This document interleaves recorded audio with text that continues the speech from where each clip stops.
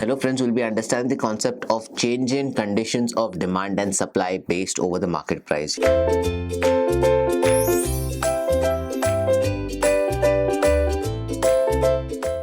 Now, when we're talking about the market price or other price, other things being constant is the driving factor for any slope, be it the demand curve or be it the supply curve.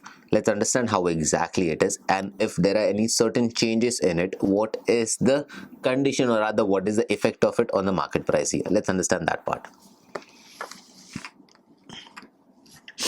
The market price or equilibrium price is determined by interaction of demand and supply curves.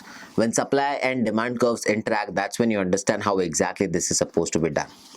Remember that demand curve and supply curve for a commodity are drawn up on the assumption that all other factors which might affect the demand or supply remain constant. That means the basic assumption is that everything remaining fixed or constant. Let us assume this or let us assume that. Now, the equilibrium price will remain stable in the market as long as these other factors of demand and supply do not change. If any of these factors change, there will or rather this will create excess demand or excess supply, and so initial equilibrium price will also change. So other factors being constant, if everything remains same, there will be equilibrium price and that won't change. But any of these factors like cost of production changes or other demand of that specific product changes, trend changes, anything that happens will either give an excess in the demand or supply or decrease in the demand and supply, and accordingly the equilibrium price will change here as well. Now, for example, a condition of drawing a demand curve is that level of income does not change. That's the first condition. That means for drawing a demand curve, your level of income should not change here. If the level of income increases, there will be an increase in the demand for commodity X at the existing market price. If my income increases, I will demand more of that product because now I'm capable of earning that, and hence I'm capable of buying that product. Hence, if the price remains the same, supply will be the same as before. With the increased demand, there will be shortage causing pressure on the existing price, which suppliers will then raise. So, if I'm demanding more and more, the supply is going to be constant. It is not going to increase or decrease. However, there will be a time whereby people are demanding more of that product, and hence there will be shortage whereby the supplier will have to run more of those productions.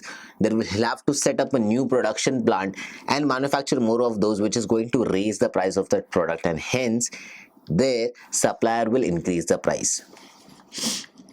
On the other hand, if the consumer's level of income decreases, other things remaining constant, with decreased demand, there will be deficient demand or supply causing existing price to fall. On the other hand, if my income capacity is decreasing, I will demand less of that product, less of that demand, or rather less of that product being coming out in the market. That means the prices will fall automatically so that there is more of sale or other people can afford that thing. Now, it is useful to summarize the effect of changes in the condition of demand or supply on the equilibrium price and output, assuming that we are operating in a free market. Now, all these assumptions have to be done as if you are working in a free market, free entry, free exit. It is as follows: excess demand for commodity will cause a rise in its price. Excess supply for commodity will cause a fall in its price.